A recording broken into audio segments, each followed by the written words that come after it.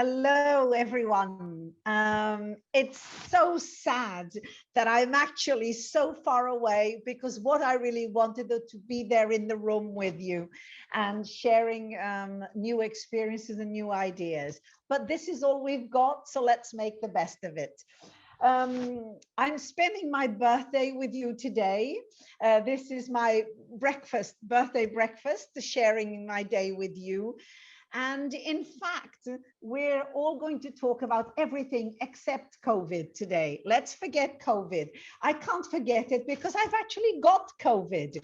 So I'm going through COVID and it's my birthday. What an adventure. But what is important for us to know is that we have to have our eyes on the horizon and we have to be looking forward and we have to stop talking about what happened and we have to start looking at what do we do now and how can we move forward now? So much has happened. To some people, businesses were gone. Yes, we all know, but we're back and we have to come back with gusto and with energy and with creativity. We will never go back to 2019. Let's not talk about it anymore. It's all over. It's done with. It's dead. And I hope that the last 2 years, our leaders have used this time wisely to think creatively because they certainly haven't been working as hard as we have. Okay. The private sector has been doing everything they can to put their energy into recreating, pivoting, reinventing, reconstructing, redesigning, and rethinking. And I have with me lovely people who have been doing just that for the industry, for their countries, and for all the private sector who were absolutely the major victims of the impact of this absolute crash. So I've got, I think, and I hope on stage, I have the amazing Frank Rwanda. I absolutely adore and respect Frank, and I've just spent a wonderful week recently with him in beautiful Rwanda. I have Cassandra Kasnuama from Ghana, and online with me, sharing the screen with me, I have Esmery from Mika. You all know these wonderful people, so I'm not going to waste time introducing them. And of course, then we have Ekau Sampson from the Ghana Tourism Authority. It's really important that we use our 25 minutes really wisely because 25 minutes, Kwake, is very little. Okay, so I'm going to just provoke all of you before I pass the microphone to each one individually and say that it's time for us to be really demanding of our leadership. It's time to make them take decisions. I was listening to this morning and boy, am I hearing the same old stuff and the same old conversation from the ministers. We need SATAM implemented. We need strong leadership. We need e-visas. We need easier flow between Africa. We need free access across Africa. And we need health protocols implemented. They are not over. We're going to need them for the next 4 or 5 years to create confidence. So I'm going to ask each one of you, not following the guide that I have in front of me, I'm going to ask each one of you to please, in your own ways and for your own sectors, the ones that you represent, tell me how you see, which 3 major changes you see happening at the moment in our industry, and that we have to deal with to move forward, especially to catalyze and kind of motivate our industry to come back strong. And I'm going to start with Frank, who is in Rwanda. So Frank, what would you say would be your 3 major challenges to sustainable recovery at the moment? People in the audience here, good morning once again, and the online, we're very delighted to have you join us. Linda, to your question, I think the challenge is really embracing technology in the shortest time we've had. I think we even noticed it today morning. We know that moving forward, we're not really going to go back to 2019 or pre-COVID. And we're going to embrace the hybrid as part and parcel of what we're doing in the industry, especially for travel, but also for business events. And one of the challenges I think we're looking at today is really ICT and technology. How do we marry the two to ensure that really these two facilitators continue to contribute and facilitate our tourism industry and the business events? And I think it's a challenge, but also an opportunity for the private sector, for the business community, but also for the policymakers.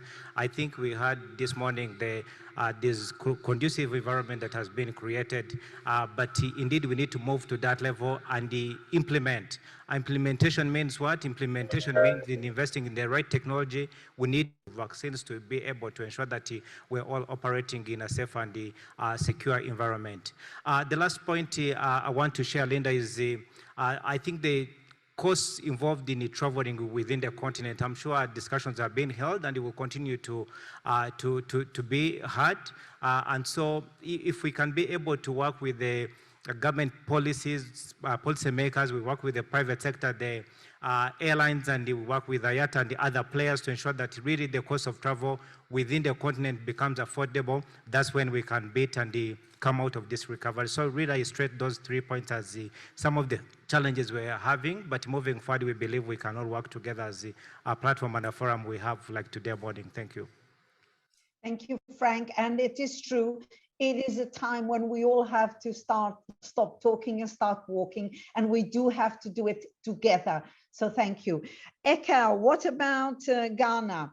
What are the 3 major challenges that you think are facing our industry that we need to overcome for sustainable recovery? So I would say that we all know the achievement that Ghana made, the strides that we made with 2019, as far as the year of return was concerned, where we targeted a lot of this diasporan market, and following the success that we made and the euphoria that followed up, a lot of business were revived, only to be struck by the COVID-19. The impact of COVID-19, all of us know how it affected jobs and businesses.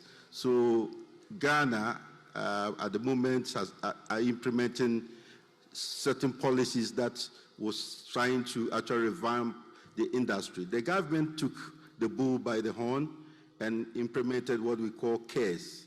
CARES is COVID-19 Revitalization Elevation of Enterprises Support System, and that actually looks at how best it can address investment challenges and then also cushion the private sector. And that, again, also looking at how best the skill training will be facilitated. We all know that businesses are not down. How do we revive it? And we are talking about technology. And proud to that, proactively, Ghana has initiated projects like National Tourism Framework, which will look at the digitalization of the tourism enterprises space. So then the framework was already set up. So we need to train the people to be aware of this digital process, and then also have to teach, educate them on how best they can also do their business safely. So that again is ongoing. We also have to look at partnership. Partnership has not been deepened over the years, even though it was identified within the Tourism Act 2011 that we are operating. It talks about public-private partnership. As I'm talking now, government has prioritized it, and the private sector, the public sector is working to help solve the challenges that we're having. As I'm talking now, this is being inaugurated, and that again, the partnership actually focus on not just the industry, but non-industries. How do we bring the banks? How do we bring the telecommunication industry together to fashion a framework to address the challenges? So again, within the case that I've talked about is also looking at training. Training, we are talking about how best do we create an environment which is safe for the tourists. The hygiene protocols, how do we adhere it? coming out with guidelines that will help the industry. So all these things have been put together by the government and the private sector to position the industry to recovery. We are also looking at domestic tourism, and we just launched the domestic tourism with brand campaign, Experience Ghana, Share Ghana. And that is key because now we are not seeing the inbound travels coming in.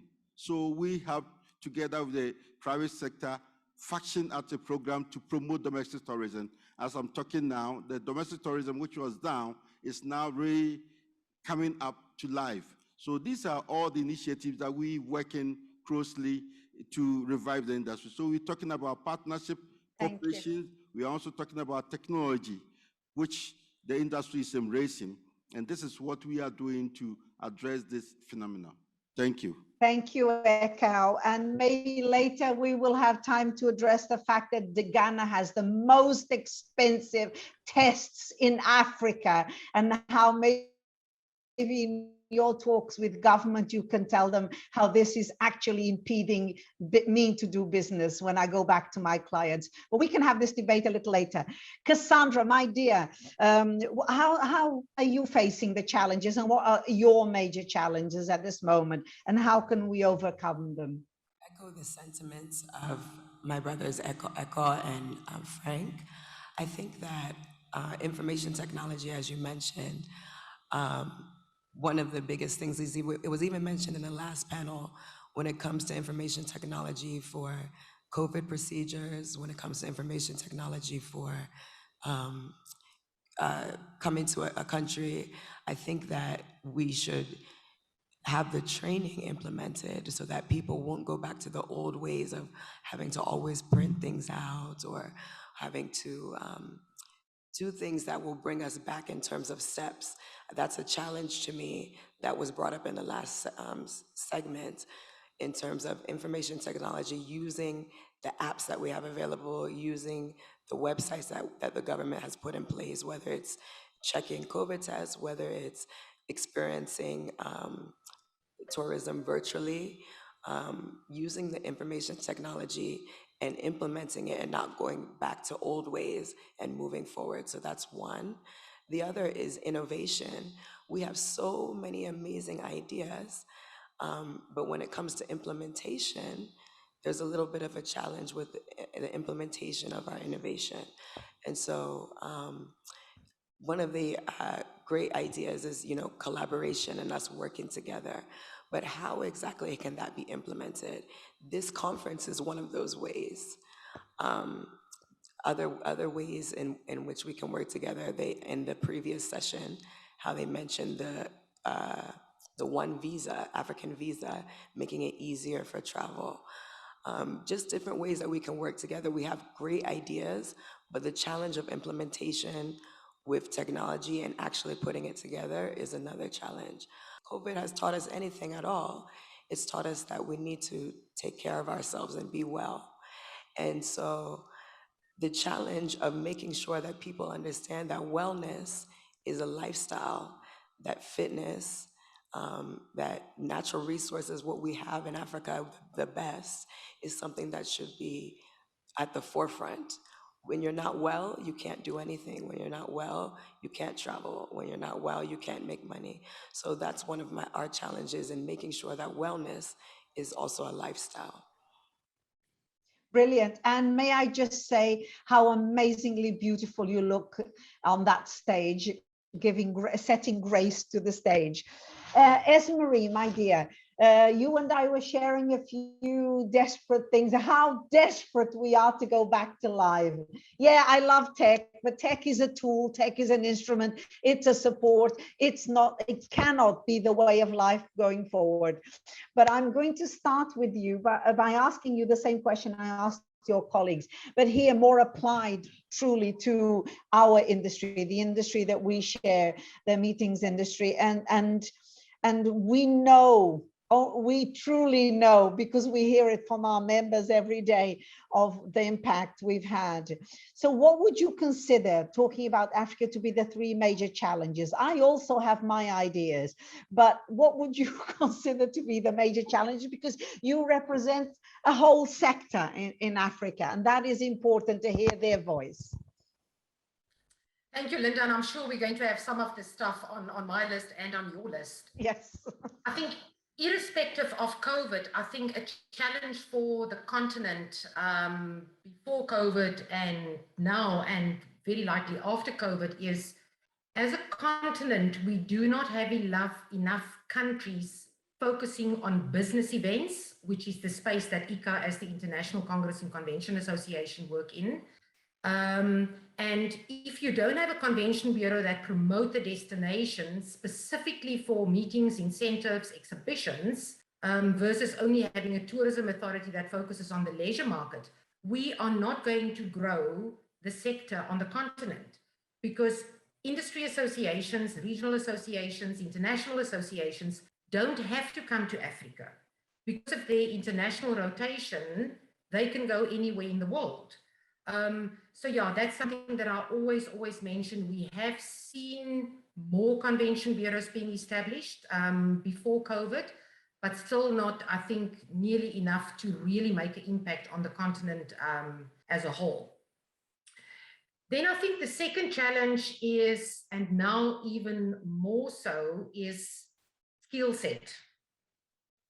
And together with skill set, I often also hear about the brain drain. So we had a limited number of people working specifically as, for example, professional conference organizers in the business events industry, AV companies, organizers that can do online registration, because again, a lot of countries didn't focus on business events. And then when COVID happened, and I mean, I've got quite a few industry friends that now don't work in the business event sector or in the conference industry, and they're also not planning on coming back. So I think skills and training of the utmost importance. Even if you have a convention bureau, if you don't have suppliers with the correct training and skills, so those two definitely go hand in hand. Then number three, and a lot of the previous speakers mentioned collaboration and partnerships. I think it's a big buzzword, but I think we need to ask ourselves, business events or the leisure market, do we do real collaboration and real partnerships that are actually going to make a difference and a change in the end? So yeah, those are my three. And then I just briefly thought of a number four as well, is I think a challenge is the ongoing uncertainty. Not knowing, and again with conferences, we always work in the future. We now work on an event, for example, in November 2022, not knowing what's going to happen with borders, what's going to happen with clients that have to fly in from other continents and countries. Absolutely. Yes, you ticked all my boxes as well. And my great concerns are also the fact that that clients will not take risks anymore, not the way they did before. And so for you to attract I mean generally us in the industry, and I mean tourism and I mean MICE, it's the same. For us to attract people to our destinations, and now I'm going back to the stage, and to convince them to come, and especially corporates who have a duty of care rule. It's a law that obliges them to be responsible for the people that they take with them. We have to actually convince them to 180% degree that we are implementing protocols and that costs are competitive and that the rules make sense, etc. And here I'm going back to the stage, and I'm going back to Frank and then Ekau afterwards to bring in this concept of safety. It's not just enough to talk about safety. It's not just enough to do millions of useless tests, that you're doing them every 5 minutes, etc. It's important to have across the industry implemented protocols. I think that Cassandra mentioned that. What strategies are we putting in place in our destinations that will convince international travelers that despite the prices, despite the costs, despite the now philosophy of sustainability, etc., it is worth going to Africa for a meeting because everything is in place? What are we actually doing? What strategies are we putting in place to encourage people to travel and feel safe in your destinations? Frank.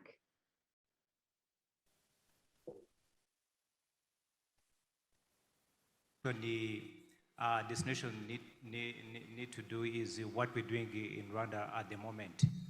We talked about safety. We've created a conducive environment for us to restart business events as well as the leisure. And the forum today is really a true testimony of what we're doing. So I think if we move from the theory and become practical and say we are ready to commit and do something, I think that's the first action.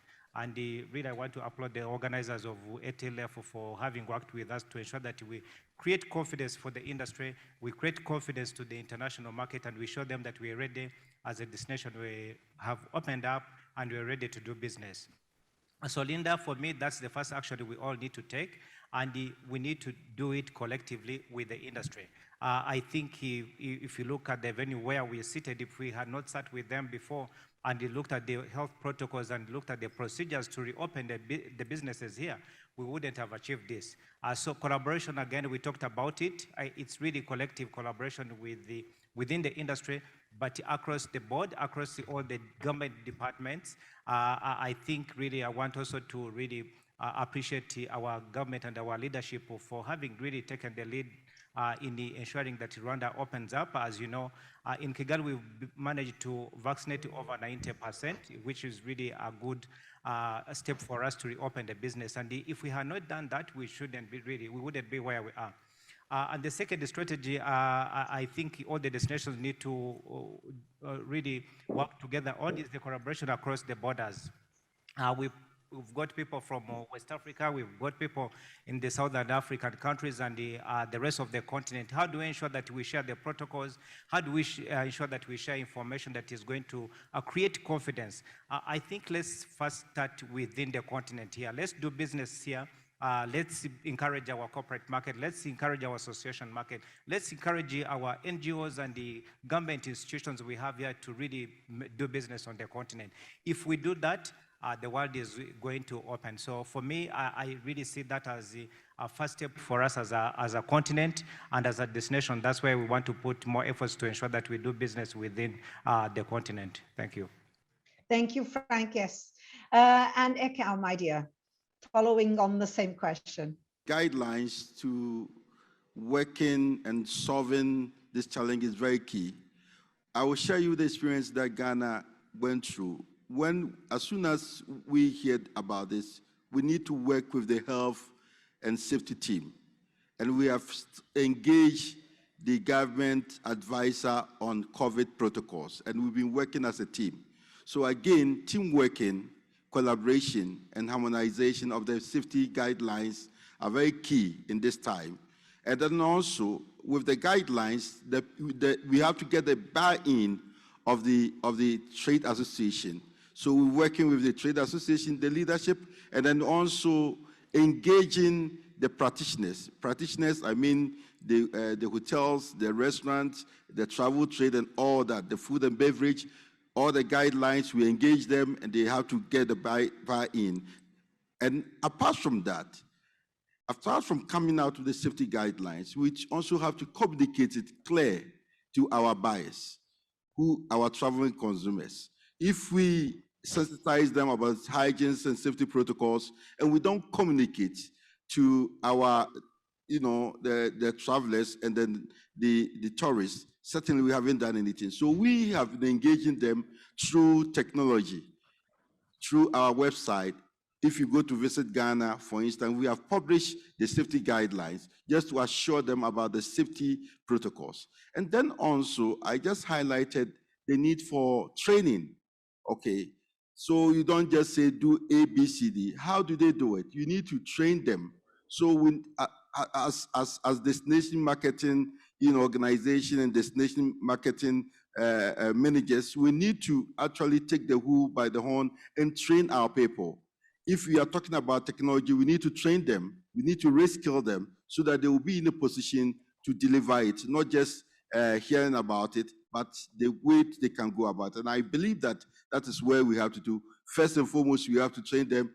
First and foremost, we have to create awareness, partner with them, and then again, publish it through our website so that our travelers and the visitors will know exactly what is going on. And I'm very happy you all know this travel stamp that all of us are, and we were proud to say that we were also identified as a safe destination through the travel stamp. Thank you very much. Yes.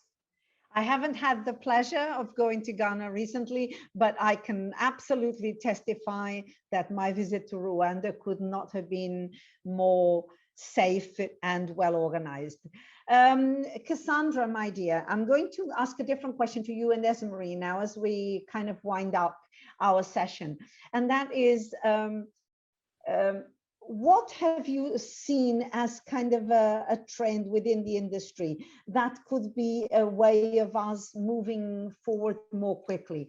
For example, one of the great things that I've seen in debates now and in clients is they want to get out of the dark ballroom. They want to go out into the outdoors. They want parallel sessions that are outdoors. They want to get rid of the PowerPoints and bring in the interactive conversation with expert-led 2-hour sessions that are interactive and get the students up and moving and the participants and everybody.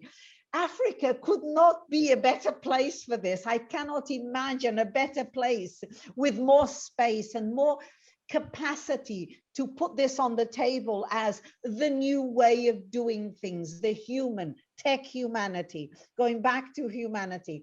Cassandra, have you seen any of these trends of people wanting to move out of the indoors and into the outdoors? And are you using that as a selling feature for Africa? Yes, I have seen this tremendously, especially within the wellness travel realm, and that's what we focus on specifically on health and wellness travel. So people, as I mentioned earlier, because of everything that happened with COVID, people have such an urge to be well. People have such an urge to get out of the darkness. When we say the darkness, meaning, they're just sitting behind the computer all day. They want to get outdoors. They want to walk. They want to experience Africa in its true sense, all the natural resources. We just saw from the beautiful views from Rwanda and the park. Ghana has a similar park, a Kakum Park, with the waterfalls, all of our fruits. We have the best natural resources, and this is something that we can highlight on with wellness travel, with hiking, with highlighting the farming industry, our fruits and natural resources, culinary experiences, all of the natural ingredients that we use, wellness for healing, ancient, our ancestors, our grandparents, what they taught us to heal. When people get sick from different things, how we heal naturally on the continent. These are things that we can highlight from a wellness and health perspective with travel, and saying, when you come to Africa, not only are you healed physically, but also spiritually, and you get to see, our people, call it culinary wise, you get to see them from a physical fitness perspective. You get to see also, supporting different industries, the farming industry, the corporate wellness industry, more productivity with the public and private sector coming together. And so this is just a huge opportunity for Africa to take wellness travel by the horns and highlight all the different resources that we have, starting from farming to trade to culinary to fitness, all across the board. We can highlight this and use COVID as an opportunity to make people well and lifestyle through Africa, so we have the strongest resources. Thank you so much. Esmarie, in the industry, are you seeing this trend as well that I'm seeing? I'm getting this feedback from clients. Are you seeing this in the industry? And do you think it's a good thing for Africa? I think definitely a good thing for Africa. I mean, our weather and climate has always been a major selling point. So clients are looking for those options as well, not just to be maybe necessarily in a convention center the whole time for a 2 or 3 day event. And even from a personal note, the few in-person smaller events I've attended, I do prefer the ones where lunch can be outside in a garden or on a wine estate. So most definitely, and I think also linked to that is how tourism authorities and convention bureaus need to update their collateral and their Absolutely. With all the right information.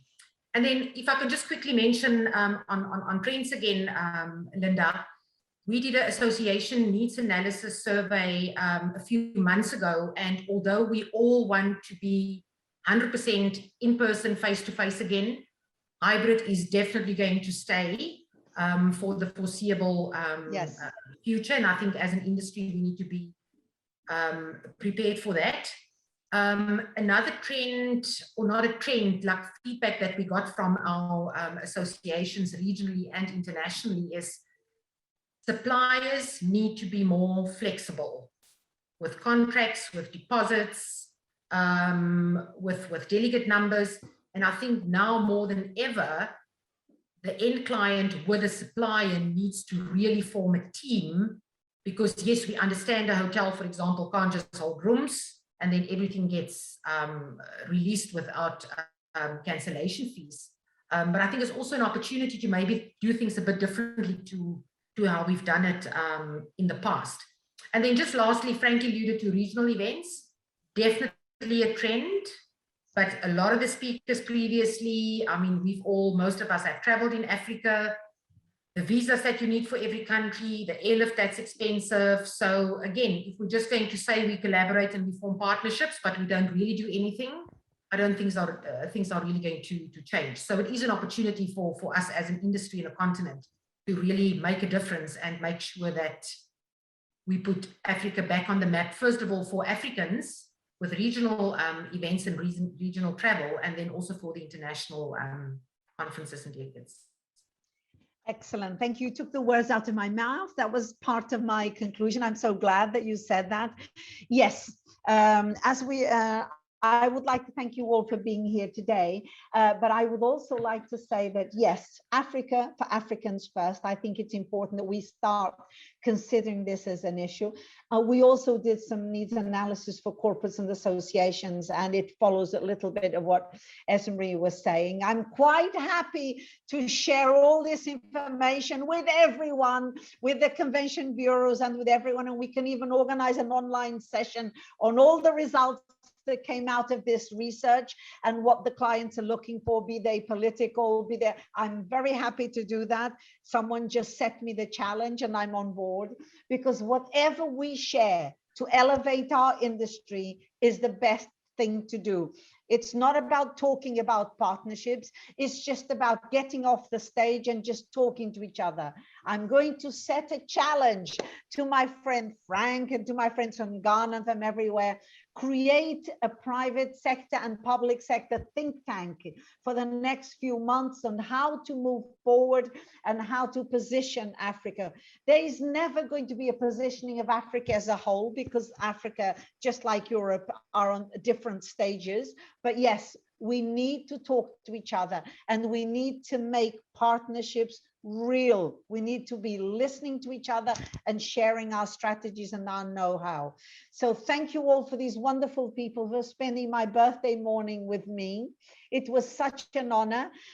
Let's keep talking and let's keep feeding the industry with information and everything that we learn, because when the tide comes in, if we all rise together. So thank you, Frank. Thank you, Ekau. Thank you, Cassandra. And thank you, Esmarie, for this lovely exchange. Have a nice day, and I'll continue to watch everyone online. Thank you. Thank you, Linda. Thank you, everybody.